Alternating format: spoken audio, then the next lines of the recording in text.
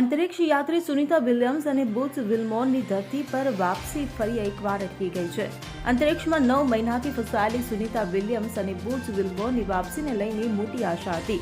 અમેરિકાની space agency NASA સુનિતાની વાપસી સુનિશ્ચિત કરવા માટે ક્રૂ 10 નામનું સ્પેસશિપ લોન્ચ કરવાનું હતું, પરંતુ ટેકનિકલ ખામીને કારણે ક્રૂ 10નું લોન્ચિંગ ટાળવું પડ્યું છે.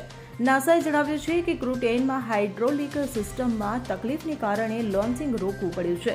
ત્યારે ભારતીય મૂળની અંતરિક્ષ યાત્રી સુનિતાની વાપસી માટે ક્રૂ 10 મહત્વપૂર્ણ છે, કારણ કે તેનો હેતુ ક્રૂ 9ની જગ્યા લેવાનો છે. ક્રૂ 9 દ્વારા જ અંતરિક્ષ યાત્રી સુનિતા વિલિયમ્સ અને બુચ વિલ્મોર સ્પેસમાં ગયા હતા. નાસાએ પહેલા જ જણાવ્યું હતું કે ક્રૂ 9 ISSથી ત્યારે જ પરત આવી શકે છે જ્યારે ક્રૂ 10 અંતરિક્ષમાં લોન્ચ થઈ જાય.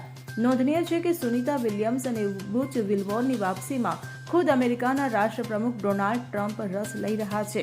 તેમણે સ્પેસ એક્સના માલિક ઇલોન મસ્કને આ જવાબદારી સોંપી છે. નાસા અનુસાર હવે ક્રૂ 10 17 માર્ચે લોન્ચ થઈ શકે છે. જો કે આ તારીખ પણ નક્કી નથી અને હવામાન સહિત અન્ય પાસાઓ પર ધ્યાન આપવું જરૂરી છે.